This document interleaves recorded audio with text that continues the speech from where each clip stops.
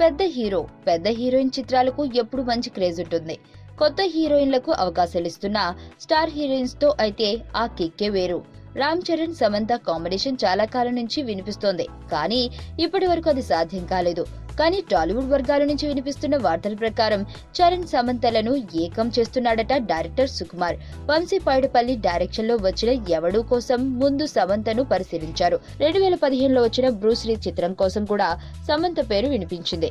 అయితే ఈ చిత్రాలను వేరు కారణాలతో సమంత వదులుకుంది. కానీ ఇప్పుడు మెగా పవర్ స్టార్ తో సుకుమార్ చేయనున్న సినిమా కోసం సమంతను హీరోయిన్ గా ఫిక్స్ అయినట్లు తెలుస్తుంది. అనుపమ పరమేశ్వరన్ కు ఛాన్స్ ఇచ్చిన తర్వాత తప్పించారనే న్యూస్ ఇంకా హాట్ గా చక్కర్లు కొడుతుండగానే ఈ ఛాన్స్ సమంత వద్దకు చేరింది. మరో స్టార్ హీరోయిన్ రకుల్ ప్రీత్ సింగ్ కూడా పరిశీలించిన చరణ్ చేసిన గత 2 చిత్రాల్లో ఆమె హీరోయిన్ కావడం వల్ల సమంతను హీరోయిన్ గా ఫిక్స్ చేశారట.